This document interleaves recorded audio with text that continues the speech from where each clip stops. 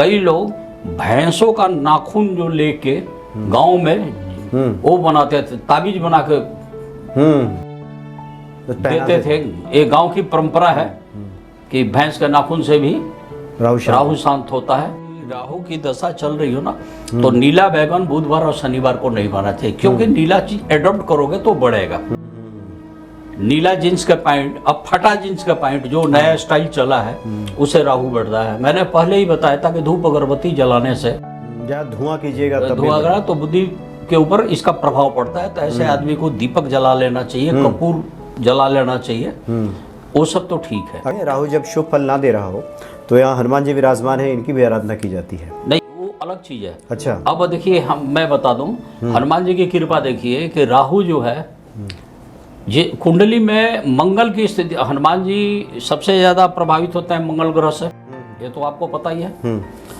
अगर कुंडली में 12वें भाव में मंगल बैठा हो और राहु को कंट्रोल करना हो तो उसके घर के में हनुमान जी का नाम लेके एक रेड बल्ब जला दिया जाए तो उसका राहु शांत हो जाता है। जय सिया राम। और मनोरथ जो कोई लावे सोई अमित जीवन फल पावे। सही मनोरथ पूर्ण हो जाते हैं हनुमान जी की कृपा से।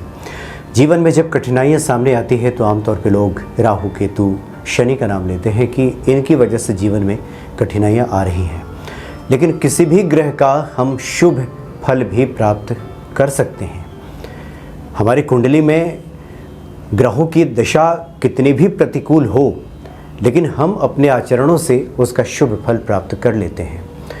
राहु को लेकर भी बहुत सारी जिज्ञासाएं सामने आती हैं कि राहु पीड़ा की वजह से क्या क्या कठिनाइयाँ आती हैं और इसका निराकरण कैसे हो सकता है। आज इस विषय पे बहुत विस्तार से बातचीत की है डॉक्टर रजनीकांत श्रीवास्तव जी ने, जो कि ज्योतिषी हैं, और उन्होंने बहुत बारीकी से ये बताया है कि राहु की पीड़ा अगर किसी व्यक्ति के जीवन में है तो कैसे बच सकता है, राहु अगर प्रतिकूल हो तब क्या दिक्कतें आती हैं, और राहु की अनुकूलता से हम जीवन में क्या प्राप्त कर सकते हैं। आज ये सब आपको विस्तार से सुनने को मिलेगा। स्वागत है आपका। जय श्री राम। जय श्री राम। जय जी जी। देखिए, किसी के भी जीवन में कोई कठिनाई आती है तो लोग कहते हैं, लगता है कि राहु केतु की पीड़ा पहुंच रही है। थोड़ा स्पष्ट कर दीजिए, क्योंकि सभी ग्रहों का रोल है, लेकिन सारा ठीकरा लोग राहु शनि और केतु इस पे फोड़ते हैं। तो राहु पीड़ा क्या है, क्या इससे दिक्कत आती है? राहु को हम लोग आइसोलेशन का देवता मानते हैं, पृथक कर देना, जुदा कर देना। अच्छा। अब राहु झटके पे वार करता है।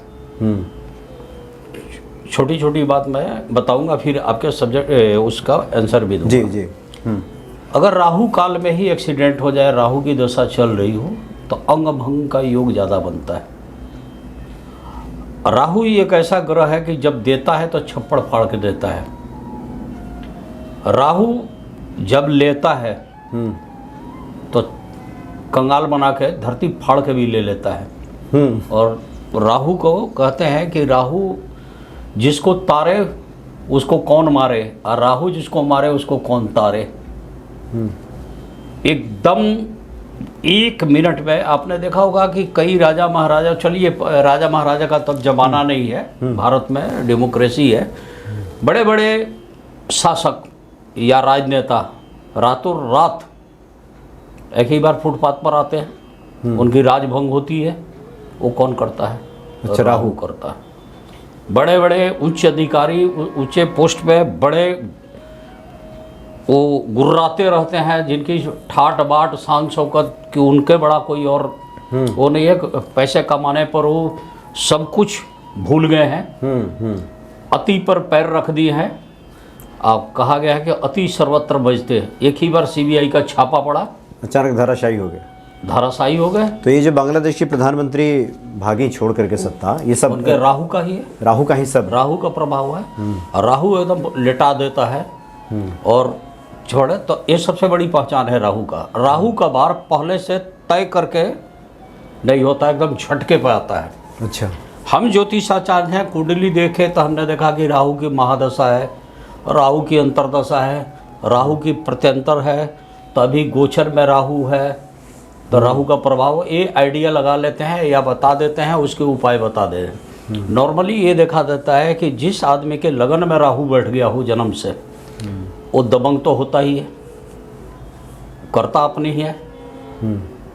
7वें भाव में बैठ गया तो जीवन साथी के साथ भी वैसे ही रखता है, दबा के रखेगा। अच्छा, मतलब दबदबा बना के रखेगा। हाँ। अच्छा। और जितने राजा ये थी नेता लोग हैं, तो नेता लोग का क्या देखेंगे कि उनके कुंडली में राहु का ज़्यादा प्रभाव है। बिना राहु के राजनीति वो कर नहीं सकते, क्योंकि इसमें चलता है साम दाम दंड भेद, राहु का प्रभाव है जी। राहु और रातों रात पब्लिसिटी देता है। अच्छा, नेम फेम सब हाँ। मिलता अच्छा, कलयुग में राहु का प्रभाव सबसे ज़्यादा है। है। सतयुग में, द्वापर में, त्रेता में, इस तरह से आप लेके चले तो कलयुग में राहु का जितना इलेक्ट्रिकल आइटम, इलेक्ट्रॉनिक्स आइटम, जितने भी मशीनरी इक्विपमेंट, इस सब पर राहु का प्रभाव है। राहु से प्रभावित आदमी इलेक्ट्रिकल काम ज़्यादा करता है, इलेक्ट्रॉनिक्स का काम ज़्यादा करता है। राहु घर में ख़राब हो गया तो लोगों का बिजली का सामान ख़राब होने लगेगा, घर में सीलन आने लगेगी, हैंड पाइप बार बार नलका वगैरह टोटी वोटी सारे ख़राब होने लगे। मैंने इस तरह की है। एक अच्छा बच्चा खूब बढ़िया से पढ़ रहा है, सब कुछ ठीक है, घर वाले सेटिस्फाई हैं, अचानक उसके ज़िंदगी में राहु की दशा लग गई। दशा लगने के कुछ दिन के बाद धीरे धीरे उसका स्वभाव परिवर्तन होना शुरू हो गया। गलत लोगों के साथ उठा बैठक शुरू हो गई, साथ संगत बिगड़ गई। सबसे ज़्यादा शराबी, कबाबी और गलत संगत कार्य करने में लिप्त आदमी राहु की दशा में हो जाते हैं। अच्छा, ये देखा गया है। तो राहु को आसान नहीं समझिए, मतलब मति भ्रम हो जाता है, एकदम भ्रामक स्थिति बना देता है, मति भ्रम में स्थिति बनाता है, और आदमी एक हवा में तैरने लगता है। और उसके अंदर एक ऐसी टेंडेंसी डेवलप हो जाती है कि हम ही सही हैं, बाकी लोग गलत हैं। अच्छा, मतलब अहंकार का शिकार हो जाता हाँ जी, हाँ जी। राहु जो है दबंग तो है ही। अब इसका पीड़ा इतना खतरनाक है, सिंका का पुत्र है। राहु केतु एक ही सिर के दो शरीर के दो पार्ट्स हैं। या तो मनसा देवी के कोई आदमी पूजन करता है तो वो शांत हो जाते हैं। कहते हैं कि जब सर्प युग में, परीक्षित के ज़माने में सर्प यज्ञ हुआ था तो सारे सर्प स्वाहा हो रहे थे, तो मनसा देवी का उसमें रोल था उसको शांत करने में। जो हरिद्वार में विराजमान है उनकी माता, माता जी हैं। तो कई लोग राहु की दशा में मनसा देवी का जाप करते हैं। वैसे मनसा, इनका राहु का अपना मंत्र भी है, ओम राम राहुवे नमः, चाहे ओम भ्राम ह्रीम भ्रम स राहुवे नमः। इस हालत में नीला कपड़ा जो लोग ज़्यादा पहनते हैं तो उनका राहु और बढ़ता है। अच्छा, कोका कोला पीते हैं, चाहे नशा करते हैं तो उनका राहु और बढ़ जाता है। या धूप अगरबत्ती ज़्यादा जलाते हैं तो राहु एक्टिव हो जाएगा और ज़्यादा एक्टिव होता है। तो कोका कोला पीने वाले का भी बढ़ जाता है, शराब वराब वालों को तो बढ़ता ही होगा। हाँ जी। अच्छा, तो राहु अगर फेवर में नहीं है तो ऐसे लोगों को ये चीज़ अवॉइड करना चाहिए। जैसे ये डीओ जो लोग लगाते हैं, डीओ, ये सब ठीक नहीं है। अच्छा, तो राहु की दशा में राहु केतु को लगभग एक ही बराबर मान के ही चला जाता है। थोड़ा सा कहीं कहीं डिफरेंस है। तो क्या है कि अब देखिए, केतु की बात डिफरेंस की आई है।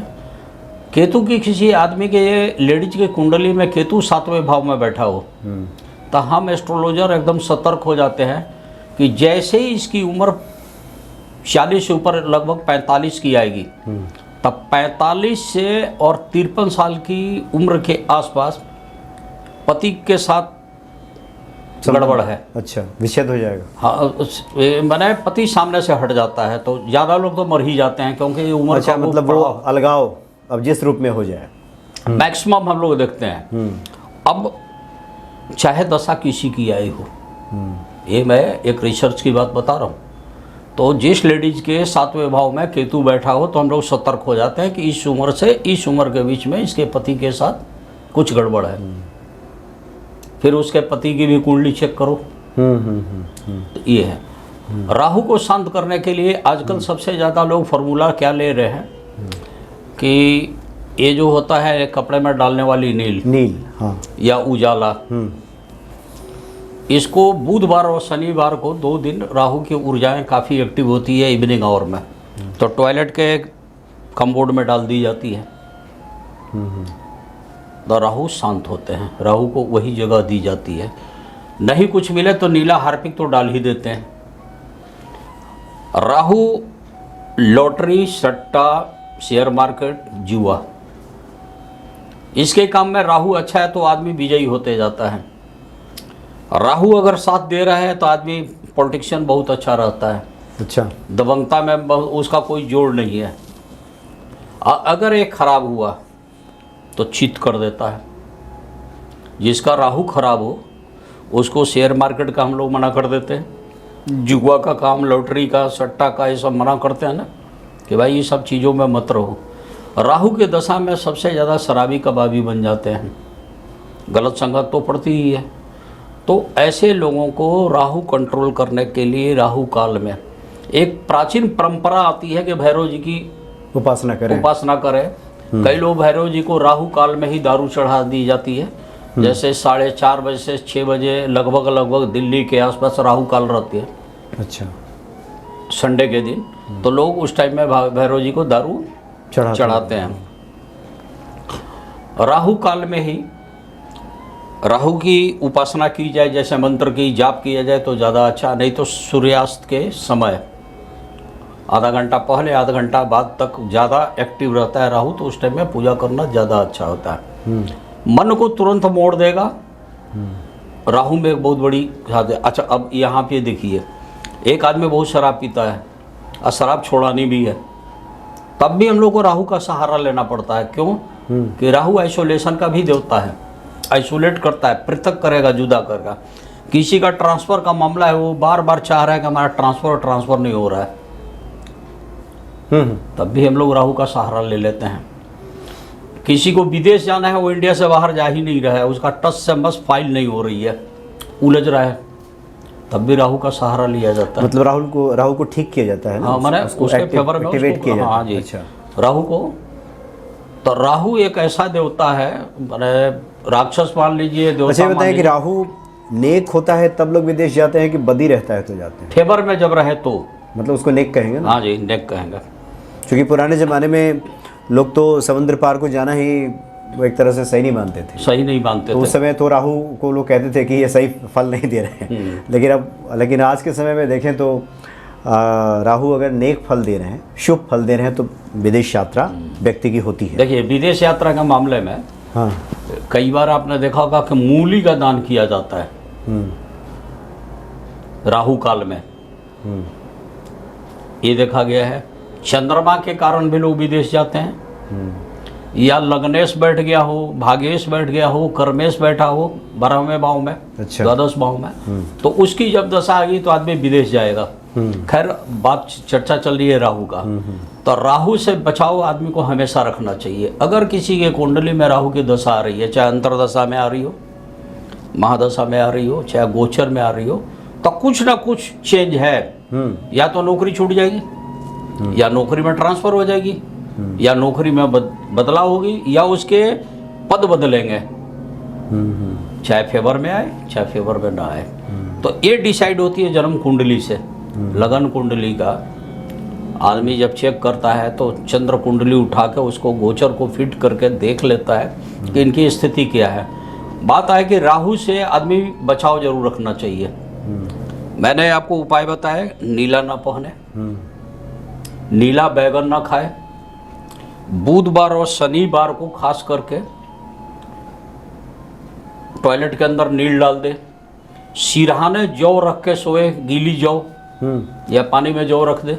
अच्छा, काली चींटियों को पंजीरी देना से भी कई लाभ होते हैं।